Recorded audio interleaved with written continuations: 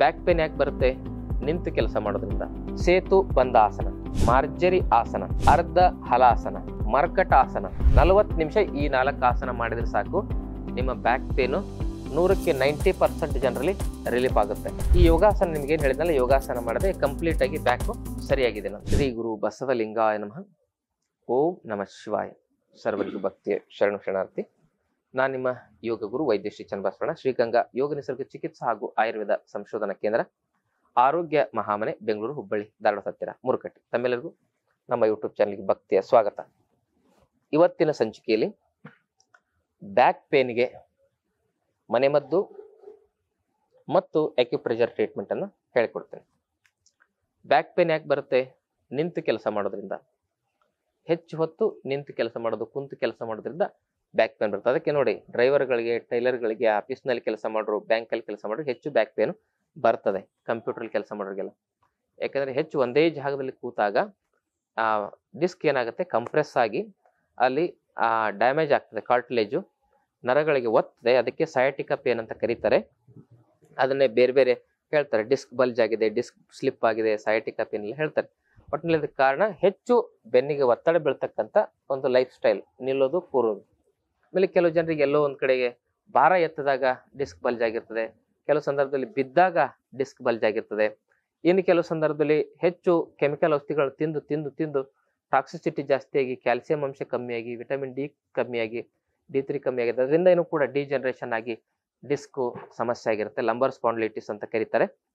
ಹೀಗೆ ಹಲವಾರು ಕಾರಣಗಳಿಂದ ಬಂದಿರತಕ್ಕಂಥ ಈ ಸಮಸ್ಯೆಯನ್ನ ನಾವು ಸರಿ ಮಾಡ್ಕೊಳ್ಳಿಕ್ಕೆ ಒಂದಿಷ್ಟು ಆಸನಗಳನ್ನು ಹೇಳ್ತೀನಿ, ಅದನ್ನು ಗಮನಿಸಿ.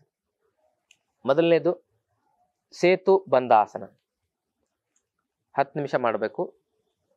ಎರಡನೇದು ಮಾರ್ಜರಿ ಆಸನ, 10 ನಿಮಿಷ ಮಾಡಬೇಕು. ಮೂರನೇದು ಅರ್ಧ ಹಲಾಸನ, ಅದು 10 ನಿಮಿಷ. ನಾಲ್ಕನೇದು ಮರ್ಕಟ ಆಸನ, ಇದು 10 ನಿಮಿಷ. 40 ನಿಮಿಷ ಈ 4 ಆಸನ ಮಾಡಿದ್ರೆ ಸಾಕು, ನಿಮ್ಮ ಬ್ಯಾಕ್ ಪೇನು 100ಕ್ಕೆ 90% ಜನರಲ್ಲಿ ರಿಲೀಫ್ ಆಗುತ್ತೆ. ಮತ್ತೊಂದು ಪಟ್ಟನ್ನು ಹೇಳ್ತೇನೆ, ಪಟ್ ಹಾಕೋದು ಆ ಬೆನ್ನಿಗೆ. ಏನ್ ಹಾಕಬೇಕು ಅಂದ್ರೆ, ಎಕ್ಕದೆಲೆ, ನುಗ್ಗಿ ಎಲೆ, ಹರಳೆಲೆ, ಆಮೇಲೆ ಈ ಅತಿ ಬಲದ ಎಲೆ, ಅತಿ ಬಲ ಸಿಗ್ತದೆ, ಅತಿ ಬಲ, ಬೇವಿನ ಎಲೆ, ಆಮೇಲೆ ಉಮ್ಮತ್ತಿ ಎಲೆ, ಇವೆಲ್ಲ ಎಲೆಗಳನ್ನ ರುಬ್ಬಿ ಪೇಸ್ಟ್ ಮಾಡ್ಕೋಬೇಕು. ಆ ಪೇಸ್ಟ್ ಎಷ್ಟಾಗಬೇಕಂದ್ರೆ, ಒಂದೊಂದು ಪೇಸ್ಟು ಸರಿ ಸುಮಾರು 100-150 ಗ್ರಾಮ್ನಷ್ಟು ತೆಗೆದುಕೊಳ್ಳಿ. ಎಲ್ಲ ಸೇರಿದ್ರೆ ಅಂದಾಜು ಒಂದು kg ಅಷ್ಟು ಪೇಸ್ಟ್ ಆಗ್ತದೆ. ಹಾಗೆ ಆ ಪೇಸ್ಟನ್ನು ಏನು ಮಾಡಬೇಕು, ಪೇಸ್ಟ್ ಮಾಡ್ಕೊಂಡ್ಮೇಲೆ ಚೆನ್ನಾಗಿ ರುಬ್ಬಿ ಪೇಸ್ಟ್ ಮಾಡ್ಕೊಂಡ್ಮೇಲೆ ಆ ಎಲೆಗಳನ್ನ ಸ್ವಚ್ಛ ತೊಳೆದು ರುಬ್ಬಬೇಕು. ಮತ್ತೆ ಆ ಪೇಸ್ಟನ್ನು ಏನು ಮಾಡ್ಬೇಕಂದ್ರೆ ಬಿಸಿ ಮಾಡ್ಕೊಳ್ಬೇಕು. ಹೆಂಗೆ ಬಿಸಿ ಮಾಡ್ಕೊಳ್ಬೇಕು? ಮೊದಲೊಂದು ಬಾಣಲಿಯಲ್ಲಿ ಒಂದು ಸ್ವಲ್ಪ ಹರಳೆಣ್ಣೆ ಹಾಕಬೇಕು. ಒಂದು 50 ml ಇಂದ ಒಂದು 100 ml ವರೆಗೂ ಹಾಕಿ, ಅದರಲ್ಲಿ ಮೊದಲು ಒಂದು 100ರಿಂದ 200 ಗ್ರಾಮು ಬೆಳ್ಳುಳ್ಳಿ ಪೇಸ್ಟನ್ನು ಹಾಕಬೇಕು. ಎಣ್ಣೆ ಕುದಿಯೋ ಸಂದರ್ಭದಲ್ಲಿ ಅದು ಹಾಕಿದ ತಕ್ಷಣ ಈ ಪೇಸ್ಟ್ ಹಾಕಬೇಕು. ಹಾಕಿ ಚೆನ್ನಾಗಿ ಅದನ್ನು ಮಿಶ್ರಣ ಮಾಡಬೇಕು. ಆ ಪೇಸ್ಟನ್ನು ನೀವು ಬೆನ್ನಿಗೆ, ಏನು ಬೆರಣಿ ತಟ್ತಾರಲ್ಲ, ನಮ್ಮ ಉತ್ತರ ಕರ್ನಾಟಕದಲ್ಲಿ ಕುಳ್ಳು ತಟ್ಟೋದು ಅಂತಾರೆ, ಆ ಥರ ದಪ್ಪ ತಟ್ಟೋದು. ತಟ್ಟಿ ಒಂದು ಬಟ್ಟೆ ಸುತ್ತಿ ಮಲ್ಕೊಳ್ಳೋದು. ರಾತ್ರಿ ಈ ರೀತಿ ಮಲಗಿ, ಆ ರೀತಿ ಬಟ್ಟೆ ಸುತ್ತಿ ನೀವು ಉಲ್ಟಾ ಮಲ್ಕೊಳ್ಳಿ ಹೊಟ್ಟೆ ಮೇಲೆ. ಮತ್ತು ರಾತ್ರಿ ಆ ಕಡೆ ಈ ಕಡೆ ತಿರುಗಾಡಿ ನಡೀತದೆ, ಮಲ್ಕೊಳ್ಳೋ ಟೈಮಲ್ಲಿ ಉಲ್ಟಾ ಮಲ್ಕೊಳ್ಳೋದು. ಹೀಗೆ ಮಾಡಿ ಬೆಳಗ್ಗೆ ಎದ್ದು ಬಿಸಿನೀರು ಹಾಕಿ ಒಂದು 21 ದಿನ, 1 ತಿಂಗಳು ನಿರಂತರ ಮಾಡಿದ್ರೆ ಅಲ್ಲಿ ಜೆಲ್ ಫಾರ್ಮೇಷನ್ ಆಗುತ್ತೆ, ಕಾರ್ಟಿಲೇಜ್ ರೀಗ್ರೋತ್ ಆಗುತ್ತೆ. ಬೆನ್ನು 100ಕ್ಕೆ 95% ಜನರಿಗೆ ಆಪರೇಷನ್ ಇಲ್ದೇನೆ ಸಕ್ಸಸ್ ಆಗುತ್ತೆ ಬೆನ್ನುವಿನ ಸಮಸ್ಯೆ. ನಮ್ಮ ಹತ್ರ ಟ್ರೀಟ್ಮೆಂಟು ಬೇಡ, ಔಷಧಿನೂ ಬೇಡ, ಏನು ಬೇಡ, ಈ ಮನೆ ಮದ್ದಲ್ಲೇ ಸರಿಯಾಗ್ಬೋದು.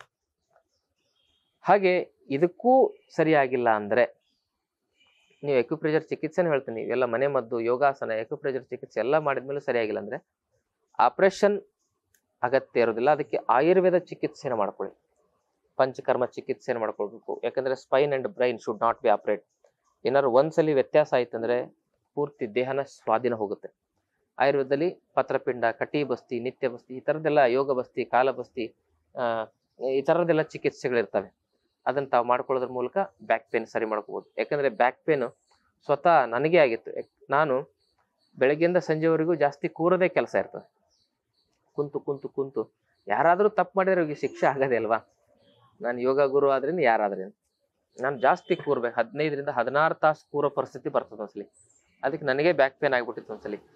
ಆವಾಗ ನಾ ಏನ್ ಮಾಡಿದೆ, ಒಂದ್ 3-4 ತಾಸು ಧ್ಯಾನ ಮಾಡ್ತಿದ್ನಲ್ಲ, ಅದನ್ನ 2 ತಾಸು ಇಳಿಸಿದೆ ಧ್ಯಾನ ಮಾಡೋದನ್ನ. ಯಾಕಂದ್ರೆ ಕುಂತೆ ಮಾಡ್ಬೇಕಲ್ಲ. ಮತ್ತೆ ಕನ್ಸಲ್ಟೇಷನ್ ಮಧ್ಯದಲ್ಲಿ ಡೈಲಿ ಒಂದು 50-60 ಜನ ಪೇಷಂಟ್ ಬರ್ತಿರ್ತಾರೆ.